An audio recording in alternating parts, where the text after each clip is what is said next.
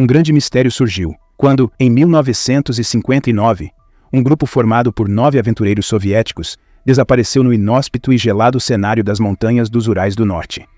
2 semanas após o desaparecimento, uma busca intensa culminou com a descoberta trágica de seus corpos no sopé do Monte Ution, um local sombriamente batizado pelos povos indígenas locais como Montanha dos Mortos, uma referência direta ao trágico destino dos membros da expedição Dyatlov. Décadas mais tarde, este evento intrigante capturou a imaginação de Holly King, uma estudante americana que, fascinada pela história, decidiu montar uma equipe e explorar o enigmático local. A faísca que acendeu o interesse de Holly foi um documentário sobre uma tentativa fracassada de cientistas americanos de desvendar o mistério que envolvia a morte do grupo Dyatlov. Motivada por seu professor a explorar esse caso como parte de seu projeto de psicologia, Holly convidou Jensen, um amigo próximo e cineasta aspirante, para dirigir um documentário sobre a nova expedição. Com o incentivo e a orientação do professor, que por sua vez conheceu a história através de um livro do jornalista soviético Yarovoy, que tragicamente morreu em um acidente automobilístico logo após a publicação do livro. A dupla se inscreveu e conseguiu uma bolsa de estudos para financiar a viagem. Jensen levantou suspeitas de que a morte de Yarovoy poderia ser uma manobra das autoridades soviéticas para encobrir detalhes macabros sobre o caso. Apesar de muitos anos terem passado e várias teorias terem sido propostas, desde demência induzida por hipotermia a uma possível avalanche, muitas perguntas permaneciam sem resposta, incluindo estranhezas como o fato de todos os 9 experientes turistas começarem a se despir simultaneamente em um clima congelante, um comportamento que contradizia o senso comum. O grupo montado por Holly incluía figuras notáveis como Denise, uma engenheira de som, e Andy, um alpinista experiente e presidente da Associação dos Desbravadores do Noroeste, famoso por ter escalado todos os picos desafiadores dos Estados Unidos. Completando o time estava Hauer, um amigo de Andy que passou um ano inteiro enfrentando os desafios do Himalaia. Juntos, eles se dedicaram à preparação meticulosa, abastecendo-se de provisões essenciais, estudando mapas detalhadamente e realizando treinamentos em ambientes montanhosos. A equipe, cheia de esperanças e curiosidade, partiu em direção ao desconhecido. Contudo, pouco tempo após a sua partida, uma notícia alarmante tomou conta das manchetes dos principais canais de televisão dos Estados Unidos. 5 estudantes de Oregon, participantes da expedição, haviam desaparecido nas mesmas montanhas dos Urais. Equipes de socorro encontraram na neve as tendas, mochilas e equipamentos do grupo de documentaristas americanos, desaparecidos nas implacáveis montanhas dos Urais. Um repórter de televisão russo, em uma transmissão ao vivo, descreveu o bizarro sumiço, destacando a extrema dificuldade das condições locais. Com temperaturas que podem despencar até menos 50 graus Celsius e ventos que mudam abruptamente de direção, a região transforma-se num labirinto gelado onde caminhar em linha reta pode involuntariamente virar um andar em círculos. As teorias sobre o desaparecimento variam enormemente. Alguns especulam sobre intervenções de tecnologias alienígenas, dado relatos de avistamentos de objetos voadores não identificados na região, enquanto outros mencionam lendas locais do Yeti. Relatos de anciãos.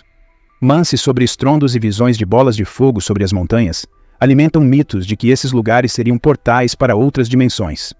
A equipe de documentaristas, tentando reviver e documentar a infame expedição Dyatlov, encontrou um destino igualmente misterioso. Uma câmera resgatada pelos socorristas revelou frames perturbadores, divulgados por hackers, onde Holly mencionava uma escuridão que a seguia através de uma porta aberta, enquanto Jensen tentava acalmá-la, sem sucesso. Nós deste canal trabalhamos com o que amamos, transformamos nossa paixão por filmes e séries em fontes de renda em dólar, e você pode fazer igual a nós e usar sua paixão por qualquer assunto para ganhar dinheiro, seja com game, esporte, moda, entretenimento, música. Tem uma aula gratuita te mostrando passo a passo. O link está no primeiro comentário fixado.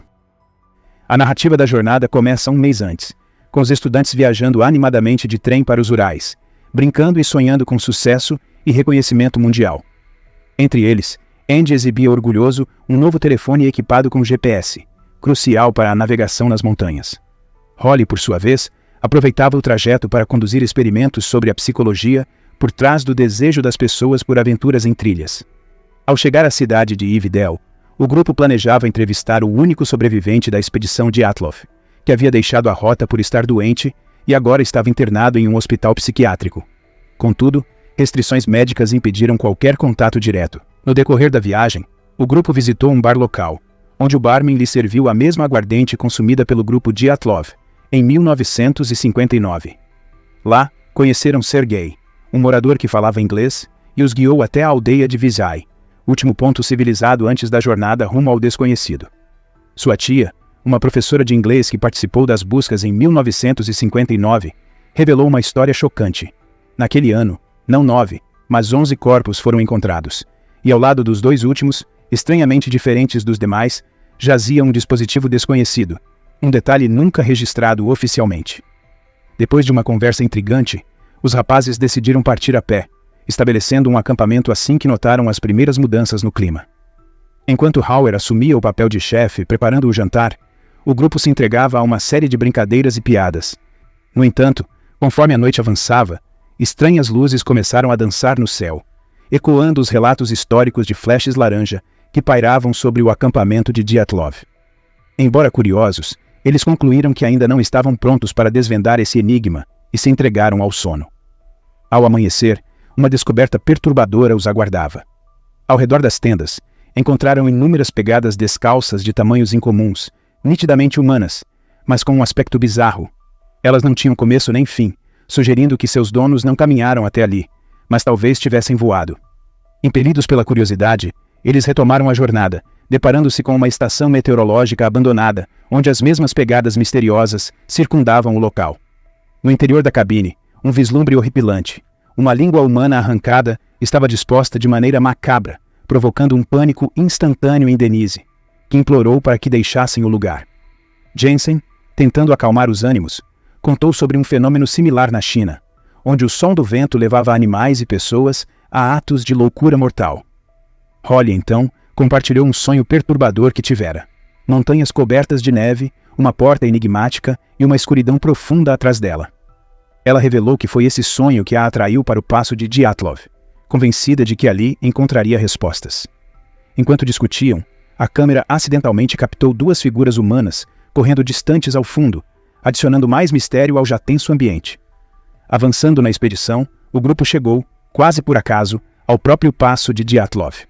Holly detalhou como, naquela noite fatídica, 9 pessoas montaram acampamento ali, jantaram e se recolheram, apenas para serem impulsionadas por uma força misteriosa e irresistível a abandonar a tenda em pânico entre 9 e 11 horas da noite, enfrentando o frio de menos 28 graus. Eles cortaram a tenda por dentro, numa fuga desesperada para a escuridão. Holly, meticulosamente, marcou os pontos onde cada corpo foi encontrado. Rustam Sloboden, o primeiro a perecer. Igor Dyatlov, o líder experiente que provavelmente decidira que deveriam deixar a tenda. Zenida Karova, encontrada perto do acampamento, foi a única que pareceu lutar, visto que sua língua e parte da boca foram brutalmente arrancadas. Lyudmila Dubinina, Nikolai Thibaut Brignoles, Alexander Zolotaryov e Alexander Kolevatov. A morte de todos foi atribuída à hipotermia, mas Rustin e Nikolai sofreram traumas cranianos severos, e Lyudmila e Alexander, fraturas nas costelas. Curiosamente, nenhum dos corpos apresentava sinais de ataque externo. As lesões internas indicavam que algo extraordinariamente violento os havia atingido, sem deixar marcas visíveis na pele. O mistério se aprofundava à medida que examinavam as circunstâncias incomuns ao redor da morte de Alexander, cujo corpo apresentava um nível alarmante de radiação. Curiosamente, apenas ele foi afetado dessa forma, levantando questões ainda sem respostas. Enquanto isso, Georgy Krivonichenko e Yuri Doroshenko, ao contrário dos demais que se dispersaram, haviam escolhido permanecer ao lado de um fogo já extinto, onde acabaram sucumbindo ao frio mortal. Enquanto Holly se dedicava às pesquisas, Andy expressava seu espanto ao perceber que, de alguma forma, seu grupo havia percorrido uma distância impressionante de 22 quilômetros em apenas um dia. Para aumentar o estranhamento, todos os dispositivos de orientação como relógios, GPS e até a bússola cessaram seu funcionamento, instigando alguns membros do grupo a sugerir uma retirada imediata das montanhas. Contudo, Holly convenceu todos a permanecerem. Durante a noite, Holly notou que o contador Geiger começava a emitir sinais, indicando radiação. Junto com Jensen, ela escalou a encosta próxima e descobriu um nível de radiação elevado, porém não letal. A surpresa maior veio quando encontraram a entrada de um bunker selada por uma pesada porta de ferro. Holly estava decidida a explorar o interior, apesar dos protestos de Jensen, que suspeitava que o governo russo tinha razões significativas para selar algo potencialmente perigoso ali. Para sua surpresa, a porta estava apenas parcialmente congelada e não completamente trancada. De volta ao acampamento, enquanto se preparavam para dormir, uma avalanche catastrófica desceu das montanhas, resultando na morte trágica de Denise, ferimentos em Andy e na destruição de grande parte de seus suprimentos. Após o caos inicial e acusações sobre quem poderia ser o culpado pela tragédia, o grupo uniu-se para ajudar Andy e buscar uma forma de comunicação com o exterior. A menção do bunker por Holly causou indignação em Hauer, que se sentia frustrado por estarem sofrendo ao relento enquanto um abrigo possível estava ao alcance. No momento em que lançavam um sinalizador esperando por socorro, 2 indivíduos se aproximaram, alegando ter visto o sinal.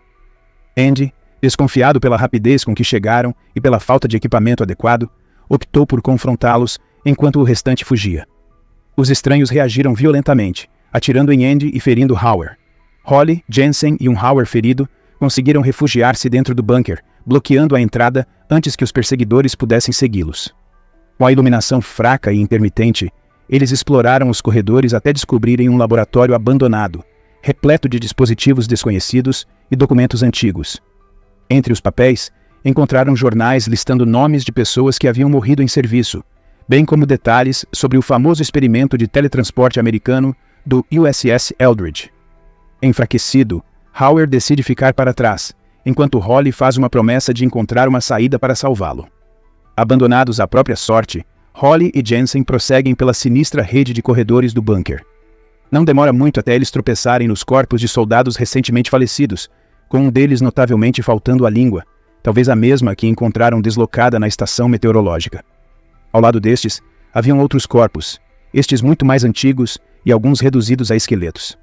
Ao explorarem mais a fundo e abrirem outra porta, uma sensação de movimento os assalta.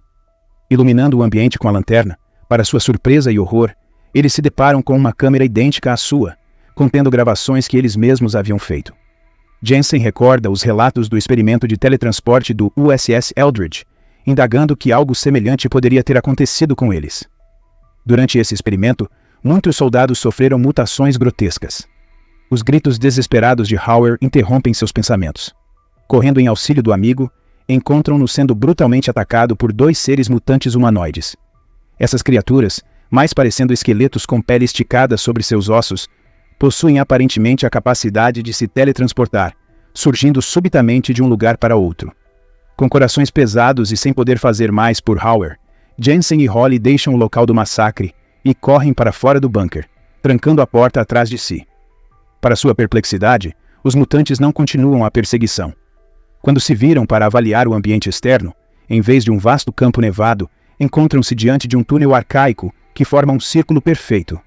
Holly, impulsivamente, lança alguns detritos para dentro do círculo, ativando a passagem misteriosa.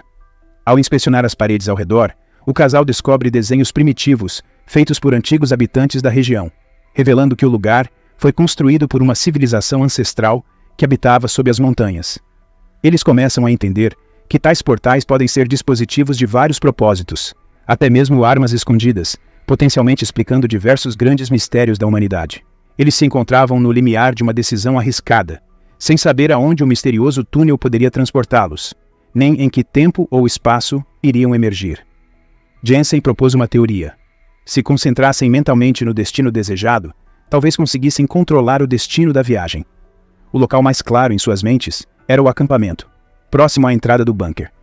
Sem alternativas visíveis, eles decidiram adentrar o enigmático túnel. E aí, tá gostando desse big resumo? Comente. Gostei. Pra gente saber que você realmente gostou e acompanhou até o finalzinho. Agora vamos continuar. Subitamente, a narrativa salta para 1959, onde uma jovem integrante da equipe de busca soviética depara-se com corpos inesperados. Ela fica perplexa, pois os resgatistas já haviam contabilizado todos os 9 membros da expedição. Soldados soviéticos prontamente cercam a área, transferindo os corpos para o bunker. Enquanto isso, um major, confuso com a câmera encontrada, um objeto estranho para a época, ordena sua apreensão. A situação se complica quando um soldado sugere juntar os corpos americanos aos demais, mas o major decide que eles deveriam ser isolados em uma sala para exames médicos detalhados. Ao removerem as roupas dos corpos para a inspeção, os soldados expressam surpresa diante das vestimentas modernas incompatíveis com as da década de 1950. Num desfecho sombrio, os corpos de Holly e Jensen, que agora exibem mutações semelhantes às das criaturas do bunker, são suspensos por ganchos em uma cela isolada. Um sargento posiciona a câmera sob uma luz intensa e deixa o local. Após a saída dos soldados, um milagre macabro se desenrola. As criaturas começam a reviver. O homem, lentamente, ergue a cabeça e fixa seus olhos na mulher. Ela, por sua vez, volta seu olhar para a câmera, revelando uma tatuagem de asa de anjo no lado direito do pescoço. A mesma tatuagem que Holly possuía, marcando um elo inquebrável com sua identidade anterior. E é assim que o filme se encerra. Assista a uma aula gratuita para descobrir como construir um verdadeiro império na internet e faturar mais de R$10 mil por mês. Não perca esta oportunidade. O link está no primeiro comentário fixado.